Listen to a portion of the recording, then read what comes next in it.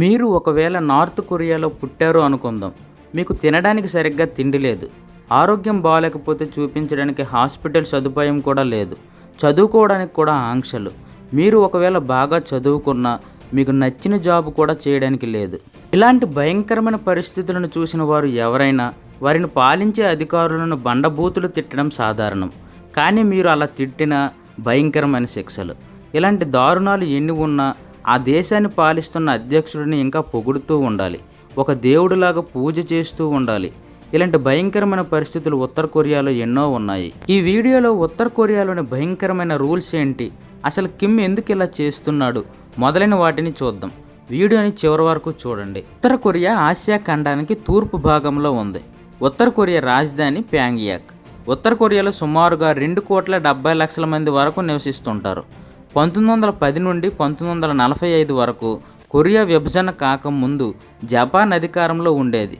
జపానీయులు కొరియాను చాలా భయంకరంగా పరిపాలించారు. రెండవ ప్రపంచ యుద్ధం చివరి నాటికి కొరియా ఉత్తర కొరియా దక్షిణ కొరియాగా విభజన చెందింది.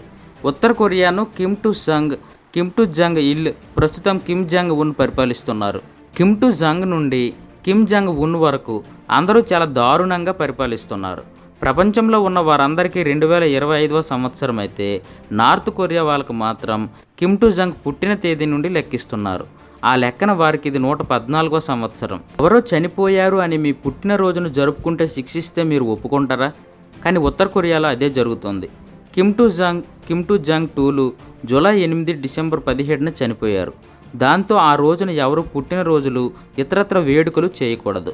ఒకవేళ అలా చేస్తే దేశద్రోహులుగా పరిగణించి శిక్షలు విధిస్తారు. ఎవరైతే బాగా ఏడుస్తారో వారికి బహుమతులు కూడా ఉంటాయి. పని చేసుకునే ప్రతి ఒక్కరికి వారంలో ఏదో ఒక రోజు సెలవు ఉంటుంది. పనిచేసే వాళ్ళు ఆ సెలవు రోజు ఎప్పుడు వస్తుందా అని వారమంతా ఎదురు చూస్తారు. అదే ఉత్తర కొరియాలో మాత్రం ఆ వారం రోజులు కూడా పనిచేయాల్సిందే. ఆ రోజు అధికారికంగా సెలవు ఉన్నా వాలంటీర్గా పనిచేయాల్సి ఉంటుంది.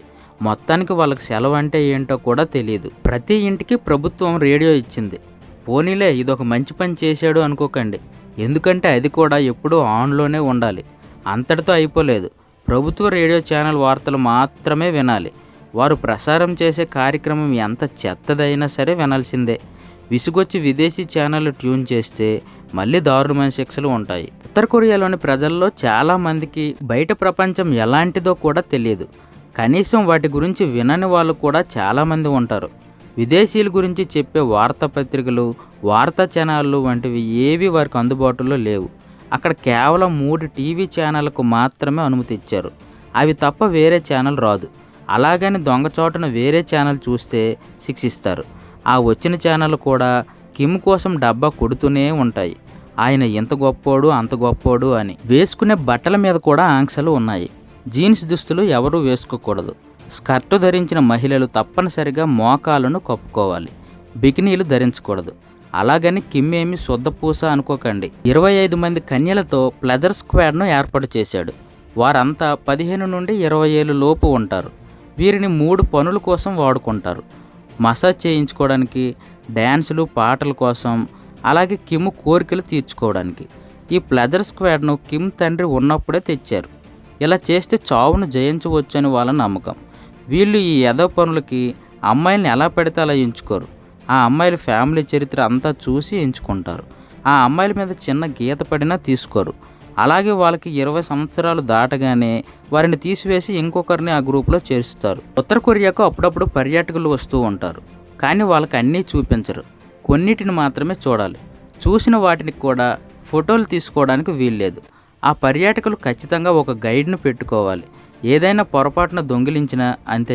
అలాగే అమెరికాకు చెందిన ఒక వ్యక్తి ఉత్తర కొరియాకు వెళ్ళినప్పుడు ఒక పోస్టర్ దొంగలించాడు అని జైల్లో పెట్టి టార్చర్ చేశారు. అతనికి కొట్టిన దెబ్బలకి విడుదలైన వారం రోజులకే చనిపోయాడు. అంత దారుణంగా ఉంటాయి అక్కడ శిక్షలు. మనం ఇంటర్నెట్ ద్వారా ఉన్న చోటనే ఉండి ప్రపంచంలోని విషయాలన్నీ తెలుసుకుంటున్నాం. కానీ వారికి ఇంటర్నెట్ సదుపాయం ఉండదు. కేవలం ఇంట్రానెట్ మాత్రమే ఉంటుంది. అంటే బయట విషయాలు తెలియవు. కేవలం ఆ దేశానికి చెందిన విషయాలు మాత్రమే తెలుసుకోగలరు. దీనికి ప్రత్యేకంగా ఒక వ్యవస్థను ఏర్పాటు చేసుకున్నారు. ఇది కూడా అందరికీ అందుబాటులో ఉండదు. కేవలం విఐపీలకు మాత్రమే ఉంటుంది. పోనీ పిల్లలు చదువుకునే విషయంలో అయినా కరెక్ట్గా ఉన్నారా అంటే అది లేదు. వారికి 2 సబ్జెక్టులు బోధిస్తారు. ఒకటి బేసిక్ మ్యాథ్స్, 2 చరిత్ర. ఆ చరిత్రలో పనికి వచ్చేవేమీ ఉండవు. కిమ్ జాంగ్ 1, కిమ్ జాంగ్ 2ల చరిత్రే బోధిస్తారు. వారు అది చేశారు, ఇది చేశారు అని లేనిపోనివన్నీ కల్పించి వాళ్ళకి చిన్నప్పటి నుంచే ఎక్కిస్తారు. ఎవరైనా ఇల్లు కట్టుకున్నా అది బూడిద రంగులోనే ఉండాలి. ఇళ్ళ బయట తప్పకుండా కిమ్ము, అతడి కుటుంబ సభ్యుల ఫోటోలు ఉండాలి. వాళ్ళే ఏదో ఇల్లు కట్టడానికి సాయం చేసినట్లు. ఆ ఫోటోలు పెట్టడమే ఎక్కువ అనుకుంటే వాటికి దుమ్ము పట్టిన శిక్ష ఉంటుంది.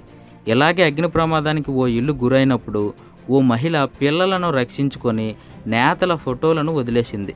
దీంతో అధికారులు ఆమెను జైల్లో పడేశారు. ప్రజల ఆరోగ్యంను దృష్టిలో ఉంచుకొని ఏ ప్రభుత్వమైనా గంజాయి లాంటి వాటిని నిషేధం విధిస్తుంది కదా. కానీ నార్త్ కొరియాలో మాత్రం గంజాయిని ఎంజాయ్ చేయవచ్చు. దీనికి ఎలాంటి శిక్షలు కూడా ఉండవు. కానీ ఆ గంజాయిని ప్రభుత్వం అమ్మే దగ్గర నుండి మాత్రమే కొనాలి. నేరుగా గంజాయిని ప్రభుత్వమే అమ్ముతోంది. ఎంత మంచి ప్రభుత్వమో కదా. ఏ దేశ ప్రజలకైనా ఆ దేశం మీద హక్కు ఉంటుంది. వాళ్ళకి ఇష్టం వచ్చిన ప్రాంతంలో నివసించడానికి వీలుంటుంది. కానీ నార్త్ కొరియా ప్రజలకు మాత్రం వాళ్ళకి ఇష్టం వచ్చిన ప్రాంతంలో నివసించడానికి వీలు లేదు. ముఖ్యంగా రాజధాని అయిన ప్యాంగ్యాంగ్లో నివసించడానికి ప్రభుత్వ అనుమతిని తప్పనిసరిగా తీసుకోవాలి. ఏదైనా మీటింగ్లో కిమ్ మాట్లాడేటప్పుడు చాలా జాగ్రత్తగా వినాలి. ఒకవేళ ఎవరైనా కిమ్ మాట్లాడేటప్పుడు నిద్రపోతే మరణశిక్ష కూడా విధించే అవకాశం ఉంది. ఇలాగే ఓ మీటింగ్లో కిమ్ మాట్లాడుతున్నప్పుడు స్వయంగా రక్షణ మంత్రి నిద్రలోకి జారుకున్నాడు.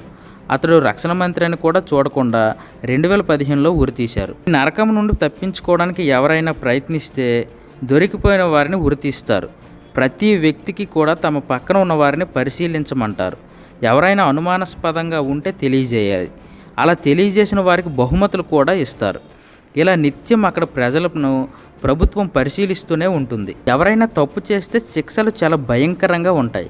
తప్పు చేసినా కాదు, తప్పు చేయాలనే ఆలోచన వచ్చినా సరే శిక్షిస్తారు. ఆ శిక్షలు వారితో మాత్రమే కాకుండా ఆ తరువాత 2 తరాలు అంటే మొత్తం 3 తరాలకు శిక్షలు వేస్తారు.